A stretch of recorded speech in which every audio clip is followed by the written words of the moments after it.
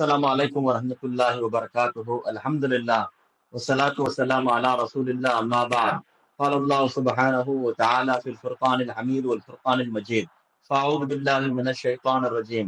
بسم الله الرحمن الرحيم. يا أيها الذين آمنوا لا تتخذوا اليهود والنصارى أولياء بعضهم أولياء بعض. صدق الله مولانا العلي العظيم. الحمد لله. அல்லாஹுடைய மாபெரும் கிருபை. அல்லாஹு தஆலா நம்மை முஸ்லிம்களாக மூமின்களாக பிறக்க செய்திருக்கிறான். அதிலும் குறிப்பாக கண்மணி நாயகம் ஸல்லல்லாஹு அலைஹி வஸல்லம் உடைய உம்மத்தில அல்லாஹ் நம்ம எல்லாம் கொண்டு வந்திருக்கிறான். பாக்கியம் பொருந்தில உம்மத்தில நாம் எல்லாம் பிறந்ததின் காரணமாக அல்லாஹ் இது போன்ற தௌபாவுடைய மஜ்லிஸை அல்லாஹ் நசீபாக்கி தந்திருக்கிறான். ரபிஉல் ஸானி என்று சொல்லுகின்ற ரபியுல் ஆகிர் மாதத்தினுடைய கடைசி தௌபாவுடைய மஜ்லிஸிலே நாம் எல்லாம் கலந்து கொண்டிருக்கிறோம்.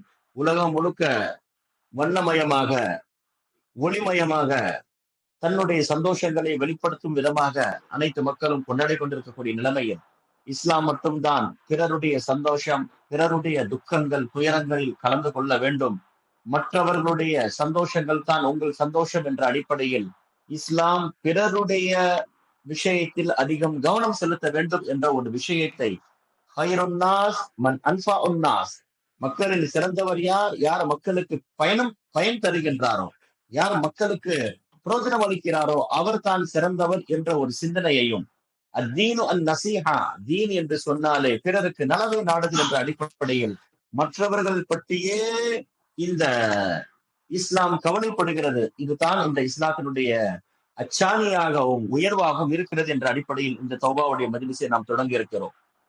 அல்லாஹு தஆலா நாம் வாழுகின்ற வாழ்க்கையினுடைய நேரங்களையும் பொருட்களையும் அல்லாஹு தஆலா இந்த சுவாசங்களையும் அல்ல அமானிதமாக வழங்கியிருக்கிறார்.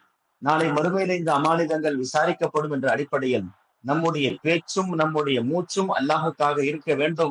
அதற்காகத்தான் நாம் இந்த உலகத்தில் வந்திருக்கிறோம் என்ற அடிப்படையில் தான் இது போன்ற மஜ்லிஸுகள் நினைவுபடுத்தும் விதமாக, மற்றவர்களுக்கு அவர்களுடைய குற்றங்களை நாம் திருத்துவதும் விதமாகவும், அவர்கள் விடுகின்ற நன்மைகளை நினைவுபடுத்தும் விதமாகவும் தான் இது போன்ற தௌபாவுடைய மஜ்லிஸ் அமைந்திருக்கிறது என்ற அடிப்படையில் நாம் சஹாபாக்களை பார்க்கின்றோம். ஒரு சஹாபியை சந்தித்தால் அவர்கள் துன்யாவை பற்றி பேசுவது கிடையாது. இன்னைக்கு நம்ம ரெண்டு பேர் சந்திச்சுட்டா இன்னைக்கு பிசினஸ் சம்பந்தமாக, பொருளாதார சம்பந்தமாக, உன் புள்ள என்ன படிக்கிறார், அவர் என்ன பிசினஸ் செய்கிறார், என்ன வருமானம் வருகிறது, நீங்கள் இருக்கக்கூடிய வீடு வாடகையா அல்லது லீஸா, எப்படி என்ற விஷயங்கள் தான் பேசப்படுகிறது. ஆக மொத்தத்தில் இருவர் சந்தித்துக் கொண்டால் அவர்கள் பேசுகின்ற அசல் விஷயம் துன்யாவாக இருக்கிறது. ஆனால் அவர்கள் மறுமையை பற்றி எந்த ஒரு கவலையும் கிடையாது, அதனுடைய நினைவும் கிடையாது. சஹாபாக்கள் இருவர் சந்தித்துக் கொண்டால் அது எவ்வளவு முக்கியமான நேரமாக இருந்தாலும் அவர்கள் நினைவுபடுத்தி பேசுகின்ற விஷயம் மறுமையாக இருக்கும். இன்னும் சொல்ல போனால் குர்ஆனுடைய விளக்கங்கள், குர்ஆனுடைய வசனங்கள் சம்பந்தமாகத்தான். குறிப்பாக சூரத்துல் அஸ்ர் போன்ற சூறாக்களில் அவர்கள் ஒருவருக்கொருவர் பரிமாறிக் கொள்வார்கள். ஒரு சஹாபி நபியிடத்திலிருந்து கேட்ட ஹதீஸை சொல்லுவார், ஒருவர் கேட்காததை ஒருவரிடத்திலிருந்து தெரிந்து கொள்வார். இதுதான் அவர்களுடைய நோக்கமாக, வாழ்வாதாரமாக இருந்தது.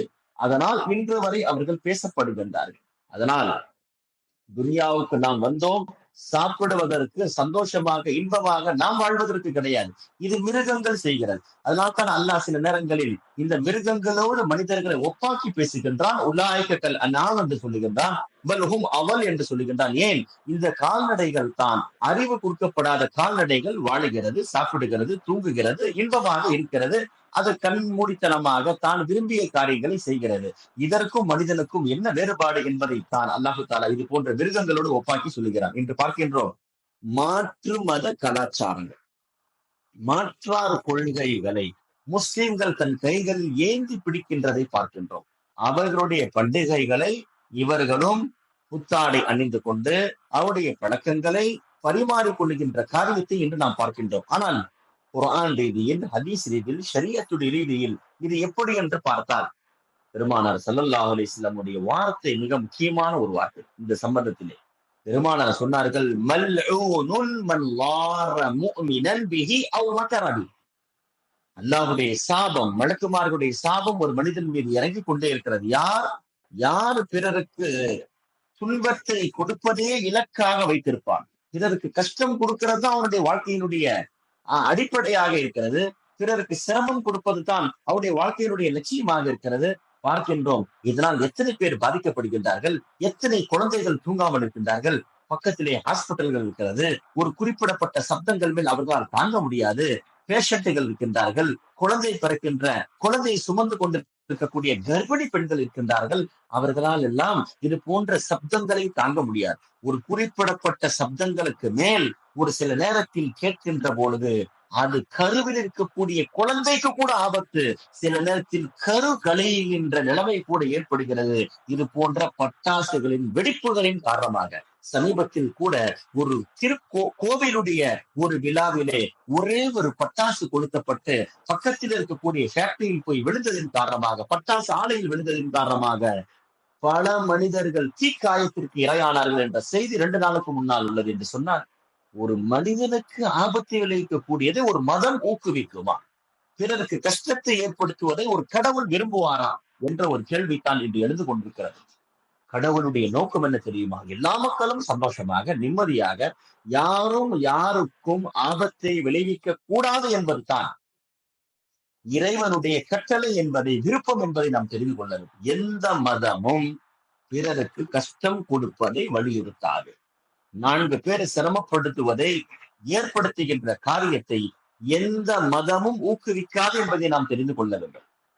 அதனால்தான் இந்த இஸ்லாத்துடைய தாற்பயம் என்னவென்று சொன்னால், பிறருக்கு கஷ்டப்படுத்துகின்ற வஸ்துக்களை நீக்குவது தான் சொர்க்கத்திற்கு போவதற்கு உண்டான வழி என்பதை இஸ்லாம் ஒரு மிக முக்கியமான இந்த உலகத்திற்கு மிக ஒரு தெளிவான ஒரு விளக்கத்தை சொல்லுகிறது. மற்ற மதங்களை ஒப்பிட்டு இஸ்லாத்தை ஒப்பிட்டு பாருங்கள்.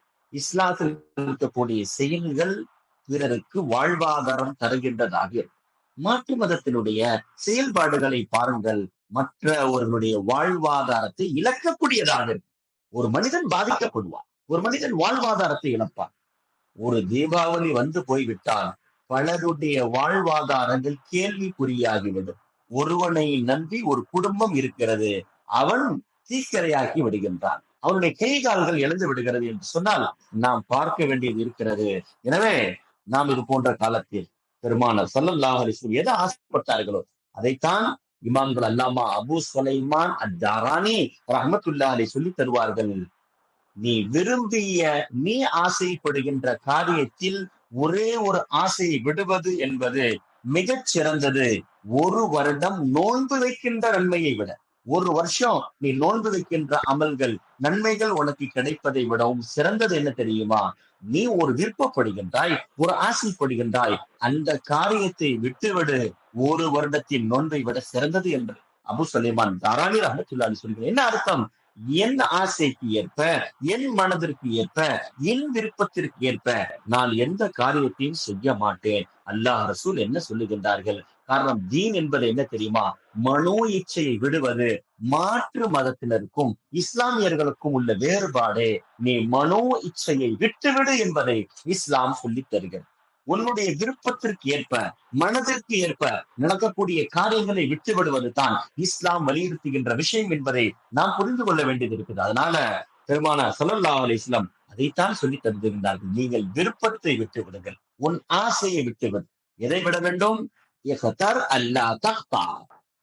நீ தேர்ந்தெடு, நீ எதையும் தேர்ந்தெடுக்க மாட்டாய் என்பதை தேர்ந்தெடு என்ற ஒரு மிகப்பெரிய பழமொழியை நமக்கு சொல்லித் தருகின்றார்கள். அதனால் ஸல்லல்லாஹு அலைஹி வஸல்லம் வாழ்க்கையினுடைய 63 ஆண்டுகளில் நாம் பார்த்தது என்ன தெரியுமா?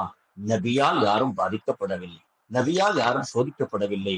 நபி அவர்களுக்கு சோதனைகள் கொடுக்கப்பட்டதை தவிர, அவர்களுக்கு கஷ்டம் கொடுக்கப்பட்டதை தவிர, நபி அவர்கள் பத்தேன மக்காவில் கூட அந்த எதிரிகளை எல்லாம் பார்த்து சொன்ன ஒரு வார்த்தை, யூசுப் அலைஹிஸ்ஸலாம் தன் சகோதரர்களை பார்த்து என்ன வார்த்தை சொன்னார்களோ, தஸ்ரீப அலைக்குமுல் யௌம் என்ற ஒரு வார்த்தை, நீங்கள் இன்று மன்னிக்கப்படுகின்றீர்கள், அன்துமு துலகா, நீங்கள் விரும்பியதை போல வாழ்ந்து கொள்ளுங்கள், உங்களை நான் தண்டிக்க மாட்டேன், உங்களை நான் கண்டிக்க மாட்டேன் என்று நபி அவர்கள் தனக்கு சோதித்தவர்களை, தனக்கு கஷ்டம் கொடுத்தவர்களை பார்த்து ஒரு வார்த்தை சொன்னார்களே, இது யார் சொல்ல முடியும்? தீன்ல மிகப்பெரிய தீன் என்ன தெரியுமாங்க? உனக்கு தீங்கிழைத்தவனை மன்னித்து விடு, உனக்கு தீங்கிழைத்தவனுக்கு நன்மை செய் என்று சொல்லுகின்ற ஒரு வார்த்தை நபியை தவிர இந்த உலகில் யாரும் சொன்னது கிடையாது. அதிகபட்சமாக என்ன சொல்லியிருக்கலாம்? யாராவது ஒருவர் இந்த உலகில் பிறந்தவர், நீ தப்பு செய்தவரை மன்னித்து விடு என்று சொல்லலாம், தப்பு செய்தவரை நீ தண்டிக்காது என்று சொல்லலாம். உனக்கு உபத்திரம் செய்தவரை நீ உபத்திரம் செய்யாதே என்று சொல்லலாம். ஆனால் நபி ஒரு படி போய் இயேசுநாதர் கூட இப்படி சொன்னார் என்று தான் நாம் கேள்விப்படுகிறோம். ஒரு கன்னத்தில் ஒருவர் அறிந்தால் மறு கன்னத்தை நீ காட்டு என்று சொன்னதைத்தான் கேள்விப்பட்டோமே தவிர அவருக்கு உபகாரம் செய்ய என்று யாரும் சொன்னது கிடையாது. இந்த உலகில் பிறந்தது முகமது ரசூலுல்லாஹ் மட்டும்தான். உனக்கு சோதித்தவனை நீ சாதுமை செய், உனக்கு கஷ்டம் கொடுத்தவனை நீ சந்தோஷப்படுத்தி அழகு பாரு என்று பெருமானார் சொன்னார்கள் என்று சொன்னால் இஸ்லாம் இதைத்தான் வலியுறுத்துகிறது. எனவே இஸ்லாத்துல எந்த ஒரு சூழ்நிலையிலும் பிறருக்கு கஷ்டம் கொடுப்பது, பிறரை வருத்தப்படுத்துவது, பிறருக்கு இடையூறு செய்வது என்பது கிடையாது என்பதை நான் இந்த அவையின் மூலமாக, இந்த மஜ்லிஸின் மூலமாக நான் தெளிவுபடுத்திக் கொள்கிறேன். காரணம் என்ன தெரியுமா? பெருமானார் சொன்ன ஒரு வார்த்தை என்ன, இன்னைக்கு நன்மை செய்யறதற்கா பஞ்சம், எல்லாம் பாவம் செய்து கொண்டிருக்கிறார்கள். நபி சொன்னார்கள், அல் கைரு கசீர், நல்லது அதிகமாக இருக்கிறது, ஒமையாமல் பிஹி கலீல், அதை செய்யக்கூடியவர்கள் குறைவானவர் என்றார்கள் பெருமானார். எவ்வளவு நன்மைகள் இருக்கிறது. நீங்கள் யாருக்கும் தீங்கு இழைக்காமல் வீட்டில் அமைதியாக இருப்பது இருக்கிறது நன்மை. 4 நாட்கள் இன்று விடுமுறை எடுப்படுகிறது. வியாழனிலிருந்து தொடங்கி ஞாயிற்றுக்கிழமை வரை 4 நாட்கள் விடுமுறை என்றால் இந்த 4 நாட்கள் உங்கள் நாவை கொண்டு, உங்கள் கையை கொண்டு, உங்களுடைய பேச்சை கொண்டு, உங்கள் செயல்பாட்டை கொண்டு யாரையும் நீங்கள் வருத்தப்படுத்தாமல் உங்கள் வீட்டிலே நீங்கள் இருந்து கொண்டு நீங்கள் செய்ய வேண்டிய நல்ல காரியத்தை செய்தால் நீங்கள் சிறந்தவர்கள், அதற்கு உண்டான கூலி கிடைக்கும். ஏன்? அல் கைரு கதீர், பெருமானார் சொன்னார்கள், நன்மைகள் ஒரு வழியில் கிடையாது. ஏதோ சாப்பாடு கொடுத்து விட்டோம் நன்மை என்று நினைத்துக் கொள்கிறார்கள், தொழுது விட்டோம் இதுதான் நன்மை என்று விளங்கிக் கொள்கிறார்கள். கிடையாது. எவ்வளோ பேசி நன்மையை பெறுவதை விட பேசாமல் நன்மை பெற்றவர்கள் அதிகம். பிறருக்கு உதவி செய்து நன்மைகளை பெற்றவர்களை விட வீட்டில் இருந்து கொண்டு தன் மனைவி மக்களை திருப்திப்படுத்தி நன்மை செய்தவர்கள் அதிகம் என்பதை நான் புரிந்து கொள்ள வேண்டும். சஹாபாக்களில் போர்க்களத்திற்கு போய் சொர்க்கத்திற்கு போனவர்கள் இருக்கிறார்கள் என்றால் போருக்கும் போகாமல் வீட்டில் இருந்து கொண்டே போருக்கு போக முடியவில்லை என்று வருத்தப்பட்டு சொர்க்கத்திற்கு போனவர்களும் இருக்கத்தான் செய்கிறார்கள். ஏன் தெரியுமா? அந்த உள்ளத்தின் துடிப்பிற்கும் அல்லாஹ்விடத்தில் நன்மை இருக்காது என்பதை தெரிந்து கொள்ள வேண்டும். எனவே இன்று நாம் பார்க்கின்றோம், நண்பர்களோடு உறவாடி வெளியிலே சுற்றுகின்றவர்கள் அதிகம் என்று சொன்னால் நண்பர்களே வேண்டாம், நான் வீட்டில் இருந்து கொள்கிறேன் யாருக்கும் தெரியாமல் என்று சொல்லுகிறது இருக்கிறது. இது மிகப்பெரிய நன்மை ஈட்டி தரும் என்பதைத்தான் பெருமானார் ஸல்லல்லாஹு அலைஹி வஸல்லம் சொல்லித் தருகின்றார். இந்த வெக்கேஷன் என்ற பெயரிலே ஆங்காங்கே சுற்றுகின்ற, ஊரெல்லாம் சுற்றுகின்ற, பாவங்களை தேடி தேடி போகின்ற சூழ்நிலை இருக்கிறது என்பதை நாம் தெரிந்து கொள்ள வேண்டும். எனவே ஸல்லல்லாஹு அலைஹி வஸல்லம் அவர்கள் நமக்கு கற்றுக் கொடுத்த ஒரு விஷயம் என்ன? அபூ மூஸா அல்-அஷ்அரி ரலியல்லாஹு நபி அவர்களை பார்க்க வருகின்றார்கள். நபி அவர்கள் கேட்டார்கள், யமன் தேசத்துல ஒரு பெண்மணி இருக்கின்றார்களே அவர்களை பற்றி உங்களுக்கு தெரியுமா என்று கேட்டார்கள். யா ரசூலுல்லாஹ், எத்தனையோ பேர் இருக்க, நீங்கள் அந்த பெண்ணை மட்டும் ஏன் கேட்கின்றீர்கள் என்று சொல்லுகின்ற பொழுது பெருமானார் சொன்ன ஒரு வார்த்தை, அந்த பெண்மணி சொர்க்கவாசி. ஏன் தெரியுமா? அவர்கள் தங்களுடைய கணவனுடைய மறைவுக்கு பிறகு தன் பிள்ளைகளை சரியாக பராமரித்து எந்த ஒரு பிரச்சனையிலும் தலையிடாமல் இருந்தார்கள். எனவே அவர்கள் சொர்க்கவாசி பெண் என்று பெருமானார் அவர்கள் உயர்ந்த சர்டிபிகேட் கொடுக்கிறார்கள் என்று சொன்னார்.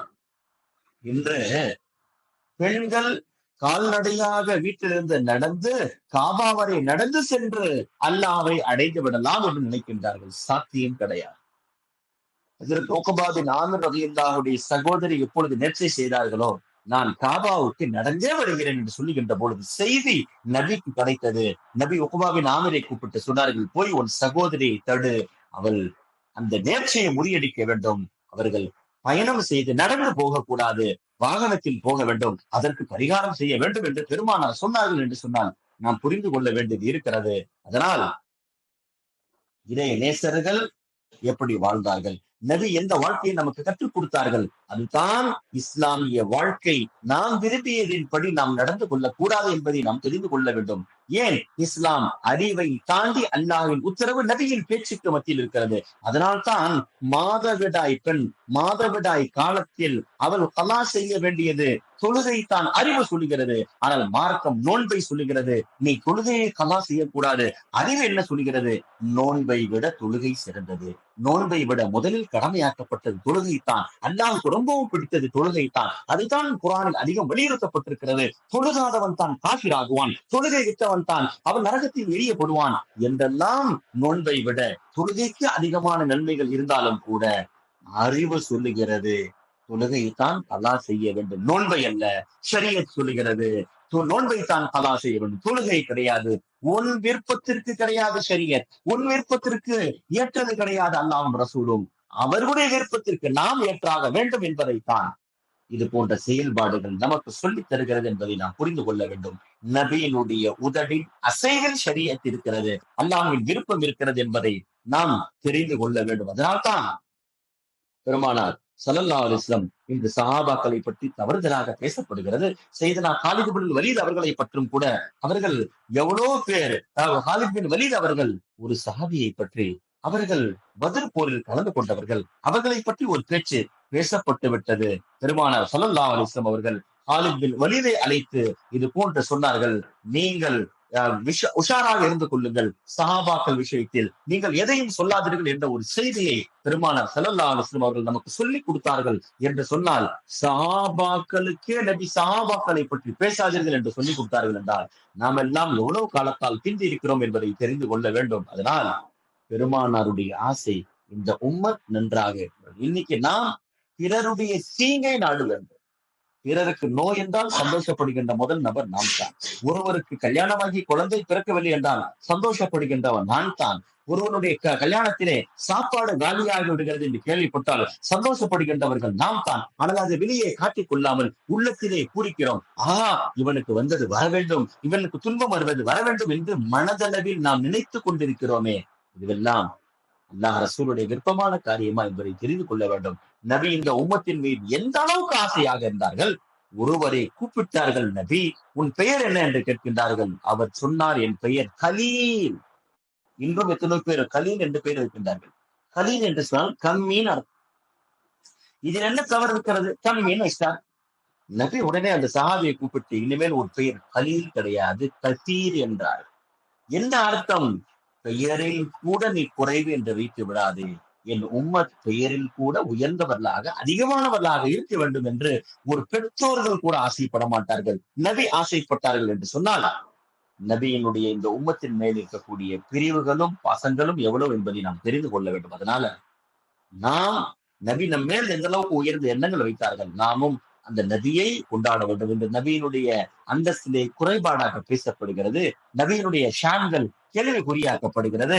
ஒருவர் திட்டுகிறான் அல்லது ஒருவர் திட்டுவதை வேடிக்கை பார்க்கின்றார். ரெண்டும் தவறு தான். நபியை பற்றி ஒருவன் தரக்குறைவாக பேசுகிறான், நாம் எப்படி கேட்டுக்கொண்டிருக்கிறோம்? மாலிக் இமாம் இடத்தில் கேட்கப்பட்டது, இமாம் மாலிக் அவர்களே, ஒரு காலத்தில் நபி திட்டப்பட்டால் அந்த உம்மத்திற்கு என்ன கட்டாயம் என்று சொல்லுகின்ற பொழுது இமாம் மாலிக் ரஹ்மத்துல்லாஹ் இமாமு தாருல் ஹிஜ்ரா, இமாமுல் ஹிஜாஸ் என்று சொல்லுகின்ற மாலிக் இமாம் சொன்னார்கள், மா பகாஉல் உம்மதி பஅத ஷத்மி நபிஹா. ஒரு சமூகத்தில் நபி திட்டப்பட்ட பிறகு அதை காதால் கேட்டுக்கொண்டு உம்மத்து வாழவின்ற தகுதி அடைந்து விட்டார். உம்மத்து வாழ முடியுமா? எந்த காலத்தில் நபியின் அந்தஸ்து குறைவாக பேசப்படுகிறதோ அந்த காலம் வாழ்வதற்கு தகுதி இல்லாத காலம். அந்த காலத்தில் வாழ்வதை விட மரணிப்பது சிறந்தது என்பதை நம்முடைய இமாம் மாலிக் ரஹ்மத்துல்லாஹி நமக்கு சொல்லிக் கொடுத்தார்கள் என்று சொன்னால், இன்று அந்த நபியை தரைக்குறைவாக பேசப்படுகிறது, அது காதால் கேட்கப்படுகிறது. அவருடைய மனைவிமார்கள் தரைக்குறைவாக பேசப்படுகின்றார்கள். அவருடைய தோழர்கள் முஆவியா ரலியல்லாஹு உள்பட, சித்திக் நாயகம் உள்பட, ஃபாரூக் ஆஸம் உள்பட யாரை பற்றி நபி உயர்ந்த கருத்துக்களை தன் தோழர்களுடைய உள்ளங்களில் விதைத்தார்களோ, குர்ஆன் யாருடைய விஷயத்தில் புகழ் மாலை பாடிக்கொண்டிருக்கிறதோ அவருடைய அந்தஸ்துகள் இன்று கேள்வியாக்கப்படுகிறது, கரையாக்கப்படுகிறது என்று சொன்னால் இந்த காலத்தில் நாம் வாழ்ந்து கொண்டிருக்கிறோம். எனவே நாக்கை பரிசுத்தப்படுத்த பேச்சு. இன்னைக்கு இறைநேசர்னா யாருங்க? ஒருத்தர் அவுளியாவான இவ்வளவு காலத்துல என்னங்க, நாக்கு அவ்வளவு விஷயத்துல அவ்வளவு சீக்கிரமாக வெளியே கொண்டு வந்து விடாது. என்ன அர்த்தம்? யாரை பற்றி தரக்குறைவா பேசாது. இன்னைக்கு அதுதான் ரொம்பவும் ஒருவரை சந்தேகப்படுதல், ஒருவருடைய விஷயத்தில் மூக்கை நுழைக்குதல், ஒருவருடைய விஷயத்தில் நாக்கை நுழைக்குதல், இதுவெல்லாம் ஈமானுக்கு அழகல். செய்தனா அபூ தர்தா ரலியல்லாஹு இடத்தில் ஒரு பெண்ணை பற்றி பேசப்படுகிறது. அந்த பெண்மணி ரொம்ப பேசுறாங்க. அந்த பெண்மணி நாக்கு நீளமானவர்கள், மற்றவர்களை பற்றி தரைக்குறைவாக பேசிக்கொண்டே இருக்கிறார்கள், குறிப்பாக கணவனுக்கு கட்டுப்பட மாட்டுகிறார்கள் என்று ஒரு சஹாபி அபூ தர்தா நபி அவர்களால் இந்த உம்மத்தின் ஹக்கீம் டாக்டர் லுக்மான் என்று பட்டம் கொடுக்கப்பட்ட அபூ தர்தா ரலியல்லாஹு இடத்தில் சொல்லப்படுகிறது. அவர்கள் சொன்ன வார்த்தை என்ன தெரியுமா? லவ் கானத் ஹர்சா, அந்த பெண்மணி நாக்கு கொடுக்கப்பட்டதற்கு பகரமாக அந்த பெண்மணி ஊமையாக இருந்திருந்தால் சிறந்ததாக இருந்திருக்குமே. இப்படி பலருடைய மான மரியாதைகளை பங்கப்படுத்துகின்ற பெண் பேசுவதை விடவும் அவள் ஊமையாக இருப்பது சிறந்தது என்ற ஒரு விஷயத்தை செய்தனா அபு தர்தா சொன்னார்கள் என்று சொன்னால், இன்று நாம் பார்க்கின்றோம் பெண்கள் ஒரு மாநாடு சமீபத்தில் நடக்கிறது. ஒரு நடிகர் நடத்துகிறார். அதை பற்றி ஒரு பெண்மணி, புர்கா போட்ட பெண்மணி இடத்தில் கேட்கப்படுகிறது. அந்த பெண்மணி சொல்லுகிறார், இந்த மாநாடு, இந்த கூட்டம் தான் என்னுடைய வாழ்க்கையின் லட்சியமாக இருந்தது. நேரில் வந்து எப்படியாவது அந்த நடிகரை என் கண் கொண்டு பார்த்து விட வேண்டும் என்ற ஒரு பல நாள் உடைய ஆசை எனக்கு இன்று பூர்த்தியாகிவிட்டது. அவரை சிம்மாசனத்தில் ஏற்றி நான் பார்க்க ஆசைப்படுகிறேன் என்று ஒரு பெண்மணி எத்தனையோ தன் ஊரை விட்டு பல மைல் தூரத்தில் பயணம் செய்து வந்து ஒரு அந்நிய நபரை பற்றி பேசுகிறார் என்று சொன்னார். இந்த தீன், இந்த ஈமான் எப்படிப்பட்ட மிக மோசமான சூழ்நிலைகளை காலத்தை சந்தித்திருக்கிறது என்பதை பார்க்கிறது. அதனால்தான் பெருமானார் சொன்னார்கள், ஆண்களுக்கு நன்மையில் கூட பெண்களுக்கு பாதி நன்மை ஆண்களை விட என்றார்கள். ஒரு ஆணின் பாதி நன்மை தான் பெண்ணுக்கு ஏன் தெரியுமா? அவள் ஆண்கள் சந்திக்கக்கூடிய சிரமங்களை சந்திப்பது கிடையாது. அவள் வீட்டில் இருக்க வேண்டும், பாதுகாப்பாக இருக்க வேண்டும், பிள்ளைகளை பார்க்க வேண்டும், கணவனுக்கு தேவையான விஷயங்களை செய்ய வேண்டும்.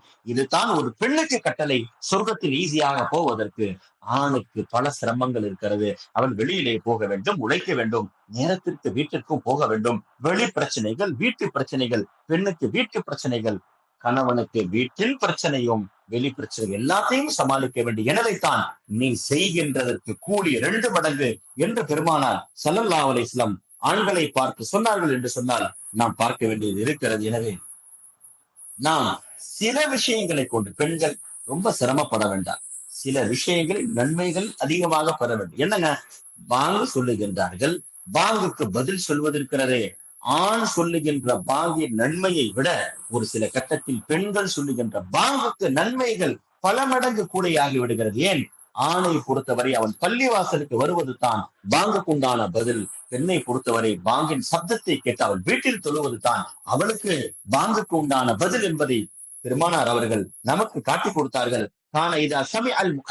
எப்பொழுது நபியுடைய காலத்தில் முஅஸ்ஸினுடைய அஸானை கேட்பார்களோ, ஹய்ய அலல் ஃபலாஹ் என்ற வார்த்தை வந்து விட்டால் ஸல்லல்லாஹு அலைஹி வஸல்லம் இப்படி சொல்லுவார்கள், அல்லாஹும்ம ஜஅல்னா முஃப்லிஹீன், அல்லாஹ் எங்களை நேசராக ஆக்கு, எங்களை நேர்வழி பெற்றவராக, வெற்றி பெற்றவராக ஆக்கு என்ற ஒரு வார்த்தையை பெருமானார் அவர்கள் ஹய்ய அலல் ஃபலாஹுக்கு பிறகு நமக்கு சொல்லிக் கொடுத்தார்கள் என்று சொன்னால் நாம் பார்க்க வேண்டும். எனவே பெண்களை பொறுத்தவரை என்ன இருக்க வேண்டும், ஆண்களை பொறுத்தவரை என்ன இருக்க வேண்டும் என்று பெருமானார் ஒரு ஹதீஸின் மூலமாக நமக்கு சொல்லித் தருகின்றார்கள். நபியினுடைய வார்த்தை நன்றாக கேளுங்கள். இன்னல்லாஹ كتب الغيرة على النساء وكتب الجهاد على الرجال فمن صبر منهن احتسابا كان له اجر شهيد என்ற ஒரு வார்த்தை பெருமானார் நமக்கு சொல்லித் தருகின்றார்கள். அல்லாஹ் தஆலா பெண்களின் மீது ரோஷத்தை கடமையாக்கிட்டான். இந்த ஹதீஸை நாம் நன்றாக புரிந்து கொள்ள வேண்டும். என்ன வார்த்தை சொல்றாங்க நபி? ஒரு பெண்ணிடத்தில் இருக்க வேண்டியது என்ன தெரியுமா? ரோஷம். என்னங்க? என்னை என் கணவன் ரசிக்க வேண்டும், என்னை மார்க்கத்தில் அல்லாஹ் அனுமதித்தவர்கள் பார்க்க வேண்டும். இதுதான் நஸீரத். நான் போற வரவன் கிட்டெல்லாம் காட்டுகின்ற மளிகை பொருள் கிடையாது, ரோட்டில் இருக்கக்கூடிய காய்கறி பொருள் கிடையாது. கண்டவன் பார்த்து செல்வதற்கு ஒரு பெண்ணிடத்தில் உயர்ந்த உச்சரமான மிகப்பெரிய அமல் என்ன தெரியுமா? ரோஷம். என்ன வார்த்தை சொல்லி கொடுத்தாங்க?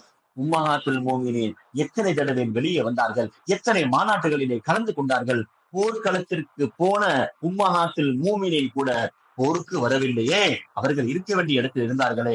ஏன் போருக்கு ஆட்கள் தேவையில்லையா? ஏன் நபி பெருமானார் அவர்கள் தன் போருக்கு கூப்பிட்டு போன மனைவியை கூட ரோட்டில் வந்து நிப்பாட்டவில்லை என்று ஒரு சமூகம் தன் சுயநலத்திற்காக கண்ணியமாக்கப்பட்ட மறைக்கப்பட வேண்டிய பெண்களை, அதனால் தான் உருதுவில் நல்ல ஒரு வார்த்தை சொல்லுவார்கள். பெண்களுக்கு பேர் என்ன தெரியுமா? மஸ்தூராத்.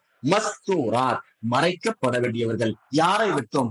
ஆண்களுடைய காமமான பார்வைகளை விட்டும், ஷைத்தானுடைய வலைகளை விட்டும் அவர்கள் மறைக்கப்பட வேண்டியவர்கள். மஸ்தூராத். அந்த பெண்களை ரோட்டில் வந்து நிப்பாட்டுகின்ற அனுமதி நபி வழியே என்று சொல்லுகின்றவர்களை உங்களுக்கு யார் அனுமதி கொடுத்தார்? சொல்லுங்கள் பார்க்கலாம். நபியுடைய காலத்தில் பிரச்சனைகள் ஏற்படவில்லையா? ஒரு பிரச்சனைகளுக்கு கூட நபி பெருமானார் பெண்களை ரோட்டில் வந்து நிப்பாட்டவில்லையே. எதற்கெடுத்தாலும் நபி போருக்கு அழைத்து சென்றார்கள் என்று சொல்லுகின்றவர்களே, போருக்கு போய் பெண்கள் என்ன அலங்காரம் செய்தார்களா? போருக்கு போய் பெண்கள் தங்களுடைய போன்களை காட்டினார்களா? படம் எடுத்தார்களா? இன்ஸ்டாகிராம் போட்டார்களா? இன்று எத்தனை வீடியோக்கள் பெண்களுடைய பெயர்களிலே தான் வீட்டில் சமைக்கின்ற சமையலும் மற்றவர்களுக்கு காட்டப்படுகிறது. தான் போடுகின்ற ஒரு ஆடை கூட இன்று 1000 பேர் பார்க்கின்றதற்கு காட்டப்படுகிறது. எல்லாரிடத்தில் இதெல்லாம் விசாரிக்கப்படாத ஒரு பெண்ணிடத்தில் ரோஷம் இருக்க வேண்டும் என்று பெருமானார் சொன்னார்களே, எங்கே போனது அந்த ரோஷம்? ஒரு மாநாட்டிற்கு ஒரு பெண் வந்து கலந்து கொண்டு அதை பற்றி விமர்சனம் செய்கிறார் என்று சொன்னால் எங்கே பெண்ணுக்கு ரோஷம் இருக்கிறது? அவனுடைய கணவன் என்ன செய்கிறான்? அவனுடைய தந்தை என்ன செய்கிறான்? அல்லாஹ்விடத்தில் நாளை விசாரிக்கப்பட மாட்டார்களா?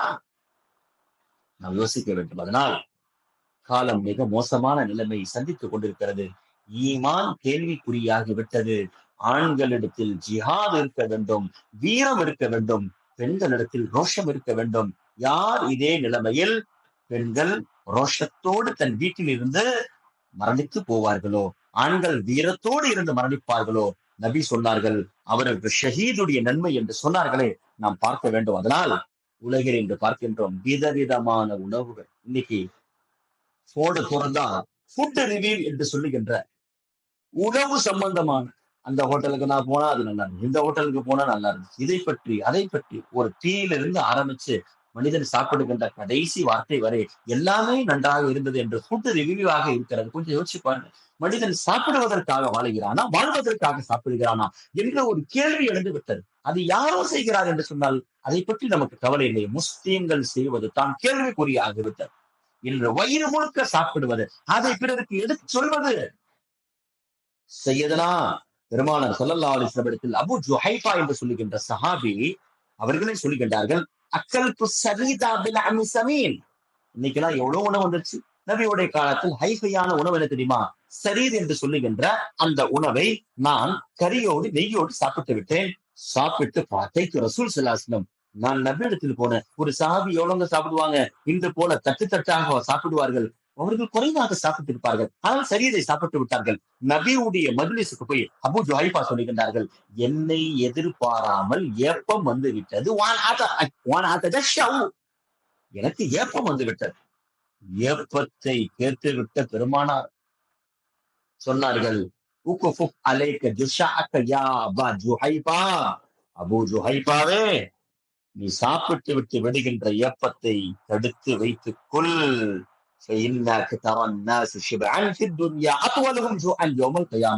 இந்த உலகில் விதவிதமாக வயிறு முழுக்க சாப்பிடுகின்றவர்கள் நாளை மறுமையிலே அவர்கள் நீண்ட நாட்கள் பசியோடு இருப்பார்கள். என்ன வார்த்தை சொன்னாங்க பாருங்க நபி. இன்னைக்கு தினமும் பிரியாணி சாப்பிடுகின்றவர்கள், இன்று தினமும் கறியோடு சாப்பிடுகின்றவர்கள். யோசிப்பார். அல்லாஹ் நபிக்கு நாடு இருந்தால் இதை விட விதவிதமான உணவுகளை தந்திருப்பான். இது மிகப்பெரிய பாக்கியமா? உலகில் விதவிதமான உணவை சாப்பிடுவது பாக்கியமா? அப்படின்னா அசஹாபு சுஃபா ஏன் வாழ்ந்தார்கள்? சித்திக் நாயகம் ஏன் விதவிதமான உணவுகளை சாப்பிடவில்லை? பல நாட்களுக்கு பிறகு பாலை கொடுத்து விட்டு நபி இந்த உணவை பற்றி கூட அல்லாஹ்விடத்தில் கேட்கப்படும் சொன்னார்கள். அது எந்த உணவு? யோசிப்பாங்க. இன்று எத்தனை விதங்கள்! ஒரு சாப்பாடற்கு பலவிதமான துட்டுக்கைகள், சேடிஸ்டுகள் என்று சொல்லுகின்ற வைத்து நாம் சாப்பிடுகிறோம். நம்முடைய பிள்ளைகளுக்கு அதை வளமையாக்குகின்றோம். இது நபியினுடைய வழிமுறை கிடையாது, நபியோடைய சுன்னத் கிடையாது. நபி வழி என்று சொல்லுகின்றவர்களே, உங்கள் பிள்ளைகளுக்கு விதவிதமான உணவுகளை சாப்பிடுவதை விட்டு தடுங்கள். ஏழ்மையை கற்றுத்தாருங்கள், கஷ்டங்களை கற்றுத்தாருங்கள், சிரமங்களை கற்றுத்தாருங்கள். நம்முடைய பிள்ளை ஹைஃபையா இருந்துட்டு நபி வழி என்று எப்படி நாவு பேசாமல் சொல்லுகின்றீர்கள் என்பதை நாம் பார்க்க வேண்டியது இருக்கிறது. அதனால் ஹஜ்ரத் சையதுனா அபூ ஜுஹைஃபா ரலியல்லாஹு தஆலா அன்ஹு அவர்கள் சொல்லுகின்றார்கள், எப்பொழுது நபி இந்த வார்த்தையை சொல்லி விட்டார்களோ, அபூ ஜுஹைஃபா சொல்லுகின்றார்கள், எப்பொழுது இந்த வார்த்தை நபியுடைய நாவிலிருந்து அபூ ஜுஹைஃபாவுடைய காதில் விழுந்து விட்டதோ, வாழ்நாளில் அதற்கு பிறகு வயிறு நிரம்ப ஒரு தடவை கூட சாப்பிட்டது கிடையாது அபூ ஜுஹைஃபா. அபூ ஜுஹைஃபாவை பற்றி அவருடைய மனைவிமார்கள், அவருடைய வீட்டார்கள் சொல்லுகின்றார்கள், கான அபூ ஜுஹைஃபா உலகத்தை பிரிகின்றவரை இதா தகத்தா லாய பகஷா வலா இதா தஅஷா லாய பகந்தா. காலை சாப்பிட்டால் மாலை சாப்பிட மாட்டார்கள், மாலை சாப்பிட்டால் காலை சாப்பிட மாட்டார்கள். ஒரு நாளைக்கு ஒரு தடவை தான் உணவு என்ற ஒரு வழிமுறையை செய்த அபூ ஜுஹைஃபா வாழ்நாள் முழுக்க கடைபிடித்தார்கள் என்பது தான் நபிவழி. இன்று விதவிதமான உணவுகளை சாப்பிட்டுக் கொண்டு நபி வழி என்று சொல்லுகின்றீர்கள். அதனால் மாற்றாருடைய கலாச்சாரம் அது நாம் தூக்கி எறியப்பட வேண்டும். நம்முடைய வீடுகள் அபாதாக இருக்க வேண்டும் என்று சொன்னார். நபி காட்டி தந்த பாதைகள் எல்லா சூழ்நிலைகளும் அதுதான் நமக்கு சொர்க்கத்திற்கு அழைத்து செல்லுகின்ற பாதை என்பதை தெரிந்து கொள்ள வேண்டும். சில பேர் சொல்றது என்னங்க செய்யறது, காலத்தின் சூழ்நிலை நம்ம இது போன்று மாற வேண்டியது இருக்கிறது. சொல்லாதீர்கள் அந்த ஒரு வார்த்தையை, சொல்லாதீர்கள். நீங்கள் மாறி போனால் உங்கள் சொர்க்கத்தின் பாதை மாறிவிடும், மறந்து விடாதீர்கள். நாம் ஒரு நிர்பந்தத்திற்காக மாறிவிட்டு காலத்துடைய சூழ்நிலைகளை திட்டாதீர்கள், சொல்லாதீர்கள். இன்னைக்கு உள்ள காலகட்டம் அப்படின்னு சொல்லாதீங்க. என்னங்க இப்படிப்பட்ட காலம்? எல்லா காலத்திற்கும் தீன் பொதுவானது. எல்லா காலத்திற்கும் 6666 ஆயிரத்தி தான் சட்டம். எல்லா காலத்திற்கும் நபி தான் நபி. அப்புறம் ஏன் நபி உர்சில்தீனல் கல்கி காப்பான் சொல்லுகின்ற பொழுது தஜ்ஜாலுடைய வருகை வரை நான் தான் நபி என்ற அர்த்தம். அப்ப அந்த நபியுடைய வழிமுறை தான் எல்லா காலத்திற்கும் பொதுவானது. நாம் இன்னைக்கு போய் நம்முடைய பிள்ளைகள்ல கல்லூரிகள்ல கோ எஜுகேஷன் சேர்த்துக்கிட்டு நாம் என்ன சொல்றது, என்ன செய்யறதுக்கு வேற வழி இல்லங்க, காலத்தின் கட்டாயம், வேற படிக்கிறதுக்கு என்னங்க சரி என்று சொல்லுகின்ற மிக மோசமான சூழ்நிலையில். அதனால் நாம் நல்ல விஷயங்களை, மாற்றார்களுடைய வழிமுறைகளை தூக்கி எறிவது, நம்முடைய பிள்ளைகளுக்கு அதை சொல்லித்தாங்க. பெருமானார் ஸல்லல்லாஹு அலைஹி வஸல்லம் மஜ்லிஸ்க்கு ஒரு சிறு பிள்ளை வருகின்றார்கள். அவருடைய தலையை பார்க்கின்றார்கள். சில முடி வெட்டப்பட்டு சில முடிகள் விடப்பட்டிருக்கிறது. அதாவது நடுவுல முடி வச்சிருக்கிறார், சைடுல முடியை காணும். நபி வாங்க அன்னைக்கு காலத்திலேயே இது மாதிரி செய்யப்பட்டுருச்சு. ஸல்லல்லாஹு அலைஹி வஸல்லம் அதை பார்த்து கோபப்பட்டு சொன்னார்கள், அதை தடுத்தாங்க. இது மாதிரி முடி வெட்டாதீங்க சொல்லிட்டு சொன்னாங்க, 2 சான்ஸ் தான். இஹரிகு குல்லஹு அவ் உத்ருகு குல்லஹு. ஒன்று வெட்டினால் ஃபுல்லா வெட்டுங்க, விட்டால் ஃபுல்லா வெட்டுங்க. இந்த அறகுறையா எடுக்கிறது, இன்னைக்கு இந்த ஸ்டைலு, இந்த மாடலு, இது என்னங்க மெஸ்ஸி மாடல், இது என்னங்க ரொனால்டோ மாடல் என்று சொல்லுகின்ற பாதி முடியை வைத்து விட்டு பாதி முடி எடுப்பது, இது மாற்று மத கலாச்சாரங்கள். இதை நபி அன்றே தடுத்தார்கள். தலை முடியில் வந்தாலும் அது தவறுத்தான், கைகளிலே அது நெருப்பை கொண்டு வந்தாலும் தவறுத்தான். தீக்காயங்கள், நெருப்பை கொண்டு விளையாடாதீர்கள் என்றார்கள். அதனாலதான் பேச்சுக்கு கூட நெருப்பை யூஸ் பண்ணாரு. இன்னைக்கு தாய்மார்கள் எத்தனை பேரு சும்மா விளையாட்டுக்கு பிள்ளைகளை மிரட்டுவதற்காக டேய் அப்படி ஒழுங்காயிரம் இல்லைன்னா சூடு வச்சிருவேன் என்று சொல்லுகின்ற வளமை நபி தடுத்து. நெருப்பை கொண்டு யாரும் பயமுறுத்தாட்டாதீர்கள். ஏன்? நெருப்பு அல்லாஹ்வுக்கு சொந்தது. லா துஅஸ்ஸபூ பின்னார் இல்லா ரப்பன்னார். நெருப்பை கொண்டு நீங்கள் வேதனை செய்யாதீர்கள், வேதனை செய்வதற்கு தகுதியானவன் அல்லாஹ். நெருப்பை படைத்தவன் தான் நெருப்பை கொண்டு சோதிப்பான் என்ற ஒரு விஷயம். நான் ஒரே ஒரு செய்தியை சொல்லி முடிக்க ஆசைப்படுகிறேன். நபி சொன்னார்கள், அல் மர்உ மன் அஹப்ப. நீங்கள் யாரோடு இருக்க ஆசைப்படுகிறீர்களோ அவர்களோடு தான் இந்த துன்யாவில் இருக்க, அதோடு தான் எழுப்பப்படுவீர்கள். எந்த வஸ்துவை நீங்கள் ஆசைப்படுகின்றீர்களோ அந்த வஸ்துவோடு தான் நாளை நீங்கள் எழுப்பப்படுவீர்கள் என்று சொன்னால், இது போன்ற பண்டிகைகள், பிறருடைய விஷயத்தில் விளையாடுகின்ற விஷயங்கள், நெருப்பை கொண்டு மாற்று மத கலாச்சாரத்துடைய பழக்கங்களை பழகி கொண்டு நீங்கள் அதை விரும்பிக் கொண்டு வாழ்ந்து கொண்டிருந்தீர்களா, அதே நிலைமையில் மரணித்தால் அந்த காரியத்தோடு தான் நாளை மறுமையில் எழுப்பப்படுவீர்கள் என்ற ஒரு செய்தியை நான் உங்களுக்கு நினைவுபடுத்துகிறேன். அதனால் நாம் வாழுகின்ற காலத்தில் நல்லதை செய்ய ஆசைப்பட வேண்டும், நல்லோர்களோடு நாம் வாழ ஆசைப்பட வேண்டும். யாருக்கும் எந்த வகையிலும் சிரமத்தை ஏற்படுத்தக்கூடாது.